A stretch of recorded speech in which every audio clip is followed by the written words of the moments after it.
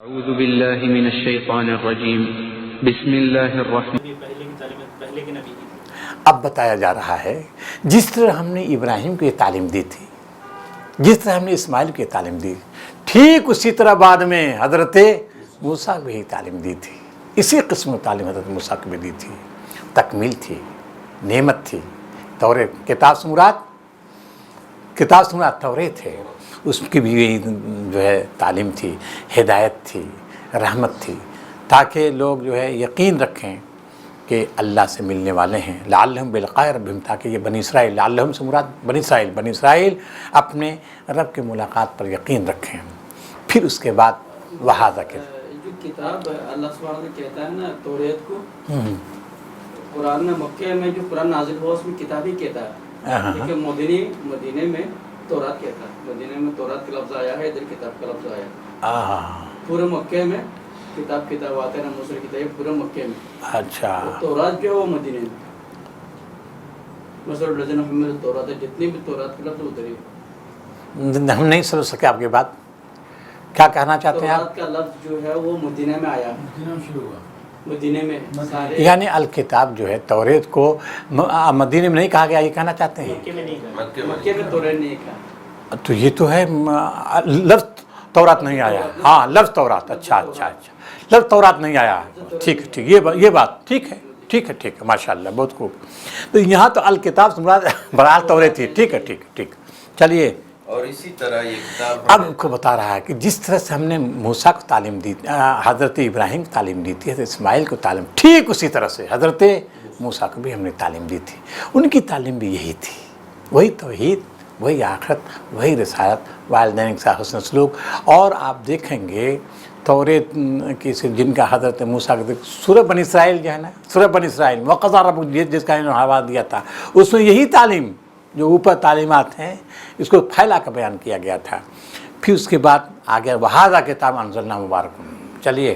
اور اسی طرح یہ کتاب ہم نے نازل کی ہے، ایک برکت والی کتاب، بس تم اس کی پیروی کرو اور تقوی کی روش اختیار کرو، بعید نہیں کہ تم پر رحم کیا جائے۔ اب یہ کتاب ہے، اس کتاب سے مراد کیا؟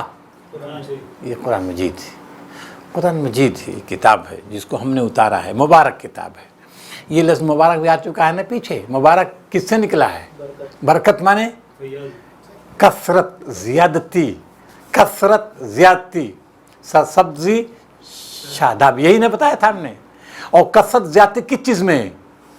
خیر میں کثرت زیادتی کے لیے آتا ہے یہ کتاب ہے۔ اور ہم نے یہ بھی بتایا تھا کہ یہ کتاب مبارک کی صفت جو ہے توریت کی نہیں، انجیل کی نہیں، زبور کی نہیں، کسی آسمانی کتاب کی نہیں، صرف قرآن مجید کی ہے۔ چلیے۔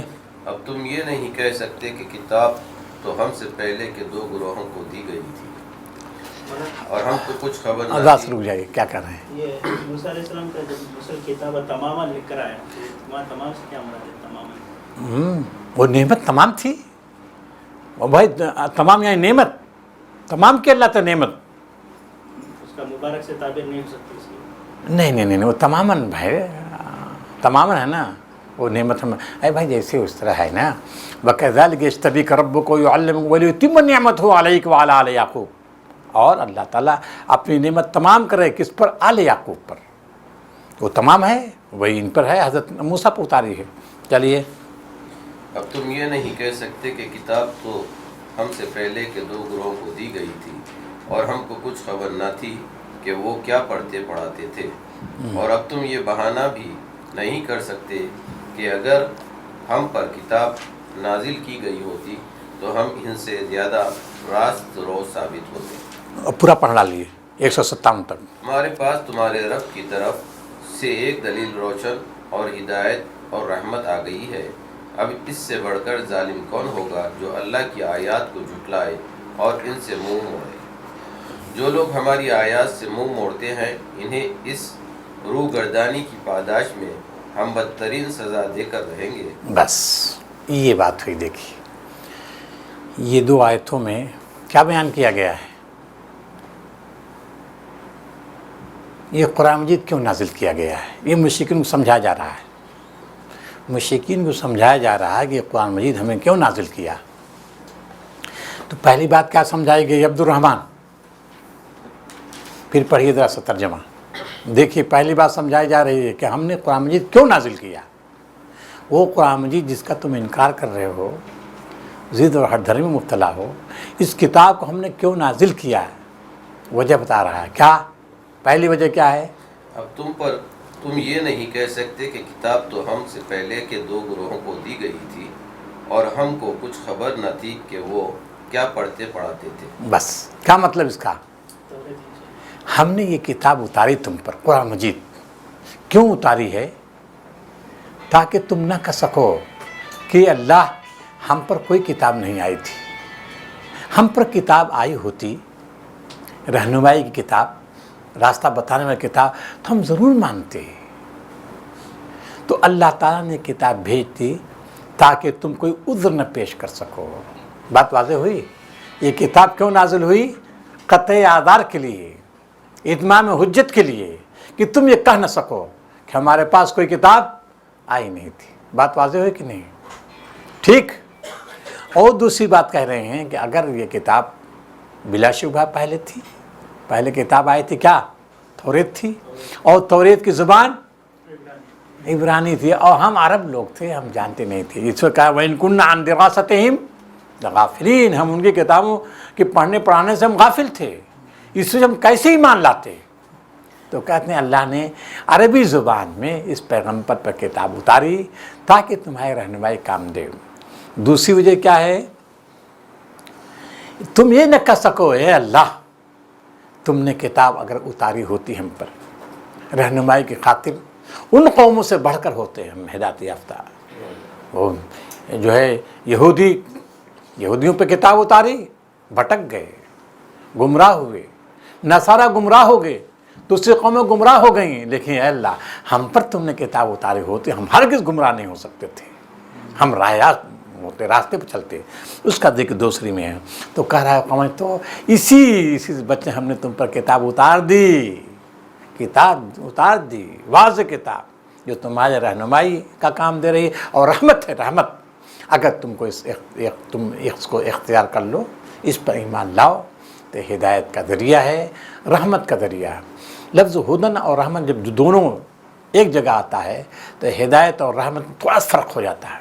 हिदायत का माने ये है, इस किताब की रोशनी में जब तुम ज़िंदगी गुजारोगे तो फिर तुम्हें रहमत मिलेगी। खुदा का ताल्लुक़ इस दुनिया से है और रहमत ताल्लुक़ आखिरत से हो गया, तो इसके नतीजे में तुम्हें रहमत मिलेगी। लेकिन फिर कह रहा है मगर आप देखो ये सब अल्लाह ने इंतज़ाम किया, अल्लाह ने इंतज़ाम किया तुम्हारे हिदायत के लिए। लेकिन सोचिए तुम इनकार कर रहे हो, तो बताओ उस शख्स से बढ़कर कौन जालिम होगा जिसकी रहनुमाई के अल्लाह ने किताब उतारी, लेकिन उससे एराज़ कर रहा है। तो सुन ले, ऐसे लोगों को हम बदतरीन सज़ा देकर रहेंगे। अब आगे चलिए। क्या अब लोग इसके मुंतज़िर हैं कि इनके सामने फरिश्ते आ खड़े हो, या तुम्हारा रब खुद आ जाए, या तुम्हारे रब के बाद सरी निशानियाँ नमूदार हो जाए। जिस रोज़ तुम्हारे रब के बाद मखसूस निशानियाँ नमूदार हो जाएगी, फिर किसी ऐसे शख्स को इसका ईमान कुछ फ़ायदा न देगा जो पहले ईमान ना लाया हो, या जिसने अपने ईमान में कोई भलाई न कमाई हो। ऐ मोहम्मद, इनसे कह दो कि अच्छा तुम इंतज़ार करो और हम भी इंतज़ार करते हैं। बस इस सूरह में आपने देखा बार बार उनका मुतालबा दोहराया गया। कौन सा? निशानी लाओ, निशानियाँ लाओ। इसी की यहाँ अब आखिर में जिक्र कर रहा है। क्या वो इस कुरान मजीद ईमान नहीं लाएंगे? नहीं मान लाएंगे, तस्लीम नहीं करेंगे, वाकई उसी वक्त का इंतज़ार करेंगे जब कि फ़रिश्ते आ जाएं। लेकिन याद रखें, जब फ़रिश्ते आ जाएंगे, अज़ाब आ जाएगा, उस वक्त ईमान लाएंगे, लेकिन उस वक्त ईमान मोतबर नहीं होगा। उस वक्त ईमान मोतबर नहीं होगा। और उस वक्त अगर ईमान लाएं और फिर कोई काम करें, अच्छा काम, वही कुछ नहीं मोतबर होगा। वही ईमान मोतबर होगा जो क़यामत आने से पहले, अज़ाब देखने से पहले आदमी लाए और उसमें कुछ खैर और अच्छा अमल करे, वही ईमान मोतबर होगा। वरना यहिया साहब जहन्नम में कोई काफिर जलेगा? बोलिए, जहन्नम में कोई काफिर जलेगा? महमूद भाई, जहन्नम में कोई काफिर जलेगा? नहीं भाई, सब मोमिन होंगे भाई। उस वक्त सब मोमिन होंगे ना। अल्लाह पे ईमान लाएंगे नहीं? اور بار بار کہے کہ اللہ ہمیں بس ایک مرتبہ اللہ سے واپس کر دے، وہ تو ایمان ہوگا۔ کوئی کافر نہیں رہ جائے گا بھائی آخرت میں، محمود بھائی آخرت کو کافر رہے گا؟ اس وقت تو بھائی یہ پردے تھے نا، انسان کافر اسی وقت رہے گا جب تک یہ پردہ ہے، جب پردہ اٹھ گیا تو پھر کیا ہوگا؟ سب ایمان لے آئیں گے۔ لیکن ایمان وہی معتبر ہے جو پردے کے اندر ہو، پردے میں رہتے ہوئے ہو، دنیا میں رہتے ہوئے، عذاب آنے سے پہلے جو ایمان انسان لائے گا وہی ایمان معتبر ہوگا، ورنہ پھر اس کے بعد ایمان غیر معتبر ہو جائے گا۔ وہی کہا جا رہا ہے کہ آخر تم کس چیز کا انتظار کر رہے ہو؟ غیب پر ایمان ہے، غیب پر ایمان، یؤمن بالغیب۔ وہی ہم نے کہا نا کہ پردے میں وہی کہا تھا پردہ نہ ہٹاؤ، جب پردہ ہٹ جائے گا پھر قیامت آ جائے گی، پھر قیامت آ جائے گی اور اس وقت ایمان معتبر نہیں ہو سکتا۔ جی ہاں، وہ کہیں گے کہ اللہ راہ واپس کا نہیں اب کچھ نہیں، اب واپس نہیں، اب تو ختم ہو گیا، مہلت عمل اب ختم۔ تو یہ بات ہو گئی صاحب۔ آخر میں حل ضرور کہتے جو بار بار اس سورہ میں یہ دہرایا گیا، سورہ ابراہیم میں بھی آیا آخری رکوع میں کیا چیز؟ کہ ہمیں اس کو واپس بھیجا جائے۔ نہیں یہ ابراہیم نے ہر جگہ، بہت ساری جگہ، ہم یسترخون فیہا ربنا اخرجنا نعمل، ایک جگہ نہیں، کئی پورے قرآن مجید میں اس طرح کی ہے اللہ ہم کو بھیج دے۔ بس اس سورہ میں بھی ہے نا، اس سورہ میں بھی ہے کہ اللہ ہم کو بھیج دے۔ اب اگر تو بھیج دے گا تو ہم ایسا کام نہیں کر سکتے جو ہم کرتے رہیں، یعنی شک نہیں کر سکتے، بس بھیج دے، ایک مرتبہ بھیج دے، یہی سب کہیں گے۔ تو ایسا کیوں کام کرتے ہو؟ اس پر اقسم تم یہ سورہ میں بھی ہے نا، آپ نہیں تھے اس دن، اس سورہ میں دیکھیے یہ ہے، متواتر جگہ ہے۔ ہاں اس میں بھی ہے، اس میں صاف صاف یہ ہے کہ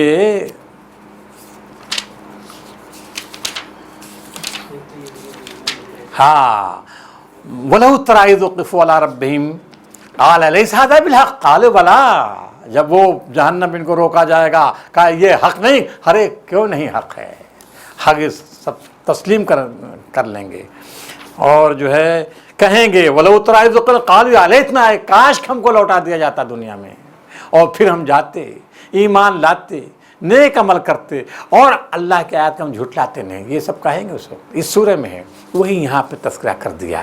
تم آخری ایمان نہیں، بس اسی کا انتظار کر رہے ہو، قیامت کا انتظار کر رہے ہو، تو قیامت آ جائے گی پھر کوئی فائدہ نہیں پہنچے گا۔ اب آگے جو ہے مولانا اس میں دو لوگوں کا ذکر ہے، ایک جو پہلے ایمان نہیں لائے اور دوسرا کوئی ہے جو ایمان میں کوئی، خیر نہیں، ہاں تو وہی بات ہو گئی نا، تو خیر کا جو او کسبت فی ایمانہا خیرا، یوم یاتی بعض آیات رب لا ینفع نفس ایمانہا لم تکن عملت من قبل او کسبت فی ایمانہا خیرا، بھائی ایمان کے اندر، ایمان کے ساتھ خیر یعنی بھلائی کام کیا ہو، یعنی کیا کہنا چاہتے ہیں آپ کہ ایمان خالی نہیں بلکہ ایمان کے ساتھ عمل صالح ہونا ضروری ہے نا۔ ایسے تو کوئی نہیں تھے نا اس وقت ہاں مکے میں، جو ایمان لائے تھے وہ تو مضبوط ایمان والے تھے، ہاں، منافق تو نہیں تھے اس وقت۔ ہاں منافق نہیں ہیں، بالکل صحیح فرمایا آپ نے، لیکن یہ قرآن مجید مکے میں کہتا ہے ایمان اور عمل الا الذین آمنوا وعملوا ثم رددنا اسفل السافلین الا الذین آمنوا وعملوا الصالحات۔ چلیے، جن لوگوں نے اپنے دین کو ٹکڑے ٹکڑے کر دیا اور گروہ گروہ بن گئے، یقیناً ان سے تمہارا کچھ واسطہ نہیں، ان کا معاملہ تو اللہ کے سپرد ہے، وہی ان کو بتائے گا کہ انہوں نے کیا کچھ کیا ہے۔ جو اللہ کے حضور نیکی لے کر آئے گا اس کے لیے 10 گنا اجر ہے، اور جو بدی لے کر آئے گا اس کو اتنا ہی بدلہ دیا جائے گا جتنا اس نے قصور کیا ہے، اور کسی پر ظلم نہ کیا ہے۔ بس ان الذین فرقوا دینہم، بے شک وہ لوگ جنہوں نے دین کو ٹکڑے ٹکڑے کر لیا، دین سے مراد دین اسلام ان کا دین تھا، پرایا دین نہیں تھا، اس کو انہوں نے ٹکڑے ٹکڑے کر دیا، فرقوں میں بٹ گئے۔ یہ اشارہ کدھر ہے؟ کن لوگوں نے دین کو ٹکڑوں میں بانٹ دیا؟ یہودی، اور کون؟ نصرانی، اور کون؟ مشرکین۔ یہ بات تینوں ہیں، کسی نے یہودیت کو اپنا دین بنا لیا، کسی نے نصرانیت کو اپنا دین بنا لیا، کسی نے اشراک باللہ کو، مشرکانہ عقائد کو اپنا دین بنا لیا۔ کہا یہ سب کے سب کام وکانو شیعہ، وکانو شیعہ، شیعہ جمع کس کی؟ شیعہ کی۔ بھیا صاحب شیعہ کی جمع شیعہ ہے، وہ شیعہ ہو گئے، سب شیعہ ہو گئے۔ شیعہ مانے پارٹی، جماعت مختلف گروہوں میں بٹ گئے، ایک شیعہ جو ہے ہمارے، ہم رہتے تھے اناؤ ضلع میں، تو ایک ہمارا دوست تھا شیعہ، سمجھ گیا آپ؟ وہ ایک روز ہم سے کرا، آپ ہی جی ادھر آئیے، میں گیا کرا کے، ارے بھائی ابراہیم علیہ السلام شیعہ تھے، ایسی کہتا ہے ابراہیم علیہ السلام شیعہ تھے؟ ان کا اچھا کیسے؟ وَإِنَّ مِن شِيَّةِ ابراہیم، ان کی پارٹ شیعہ میں، ان کی پارٹ ابراہیم میں تھا۔ تو ہم نے پھٹ کا بات صحیح تمہاری ہے، تو ہم نے کہا دیکھو ان الذین فرقوا دینہم، جنہوں نے اللہ کے دین کو فرقوں میں بانٹ دیا، تفریق کر دی، وَكَانُوا شِيَعًا، اور وہ سب سے شیعہ بن گئے، لَسْتَ مِنْهُمْ، اے نبی تم شیعوں میں سے بالکل نہیں۔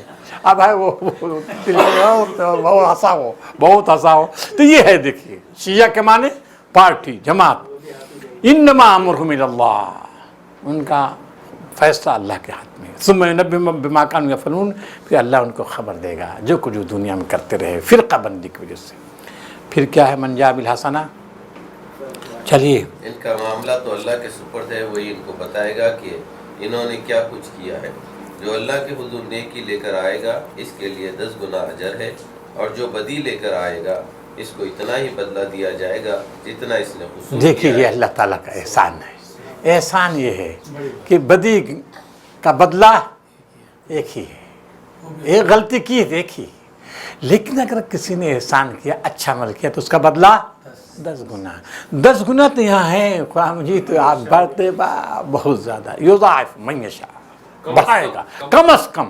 وہ 10 گنا بھی ہے وہ بڑھانے کے لیے، سمجھیے، ہاں بڑھانے کے لیے ہے، وہ کثرت بتانے کے لیے، بہت زیادہ بدلہ دے گا۔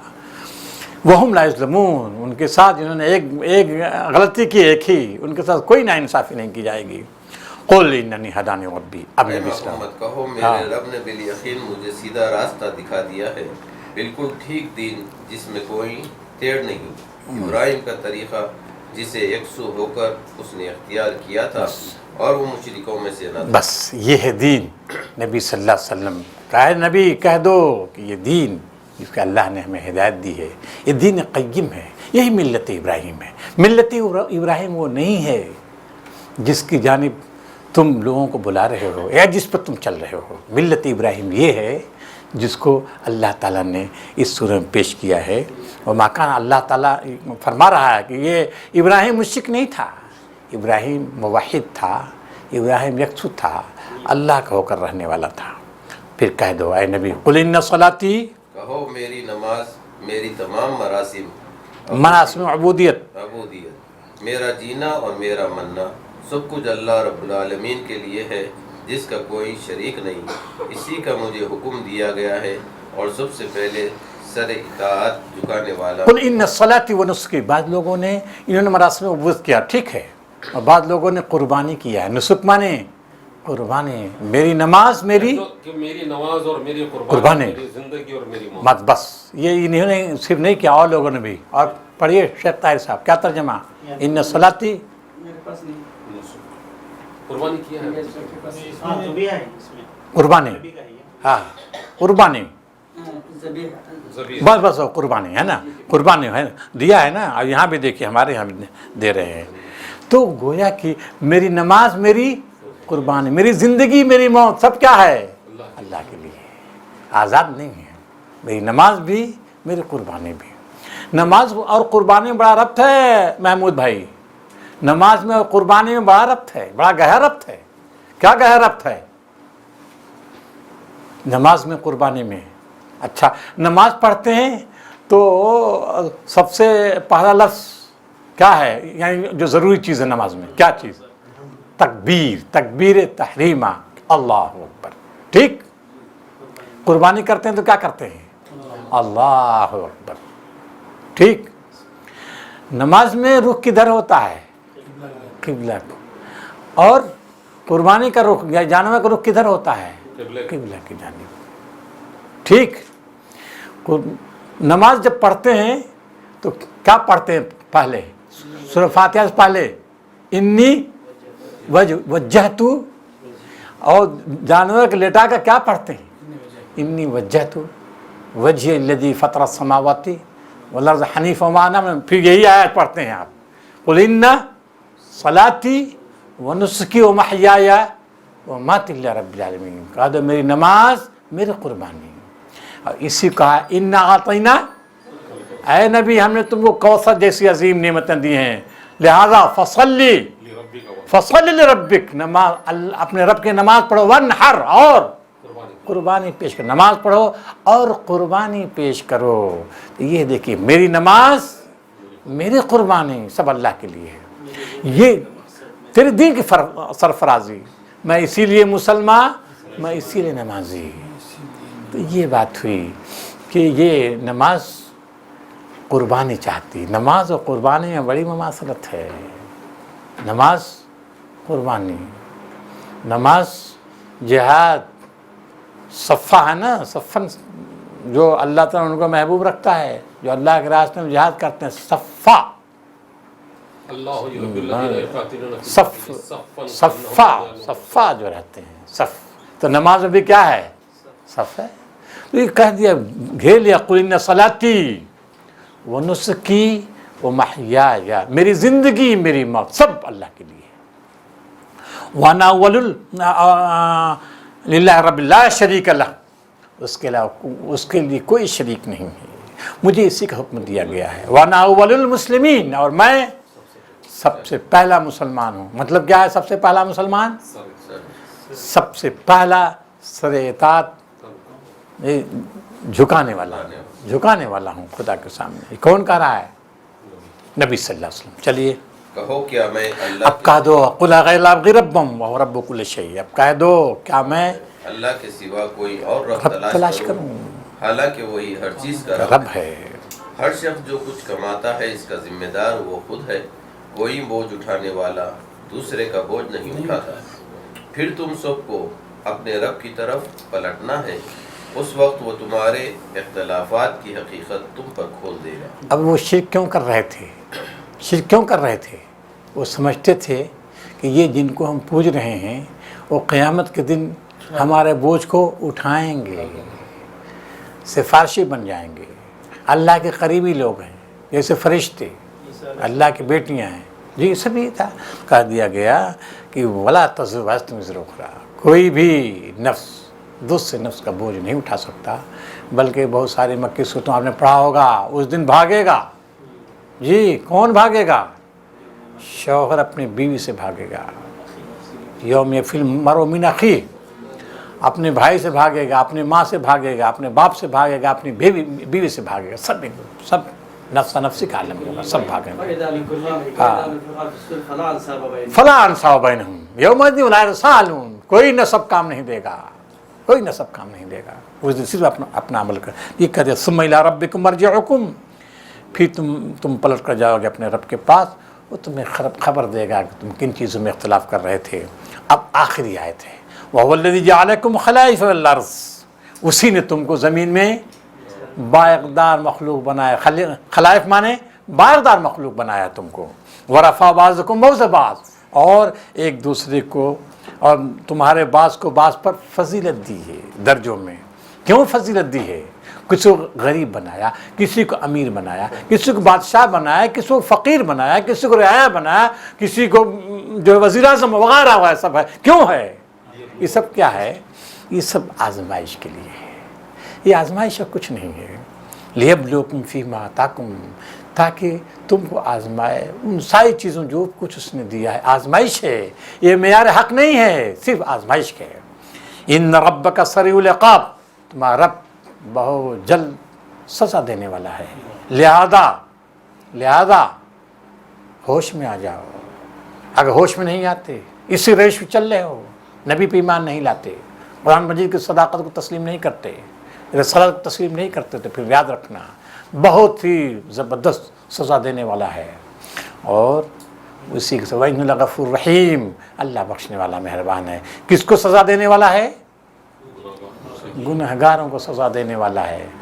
जो आसी हैं, जो नाफरमान हैं, रसूल की रसाल को तस्लीम नहीं करते, तौहीद को तस्लीम नहीं करते, आखिरत को तस्लीम नहीं करते, उनको सख्त सज़ा देने वाला है। और जो ये लोग ईमान लाने वाले हैं, नबी पर, अल्लाह पर ईमान लाने वाले हैं, क़यामत पर ईमान लाने वाले, उनको क्या करेगा? बख्शने वाला है, मेहरबान है, गलतियों कोताहियों को माफ़ कर देगा। ये सूरह जो है آپ دیکھا پوری طور پر پوری سورہ آخر میں یہ دھمکی ہے، ان ربک سریع العقاب، دھمکی. تو کہتے ہیں ہمارے مفسرین اس سورہ نام میں انذار ہے، مشرکین کے لیے انذار ہے، وارننگ ہے. دیکھیے آخری جملہ ہے نا، وارننگ ہے. اسی کے ساتھ ساتھ ان کو اپیلنگ بھی ہے کہ اب بھی موقع ہے، تو ایمان لاؤ. تو اللہ تعالیٰ بخشنے کے لیے بالکل تیار ہے. اسے کسی دشمنی نہیں ہے، اصل دشمنی نہیں ہے، وہ تو تم سب کا بندے ہو.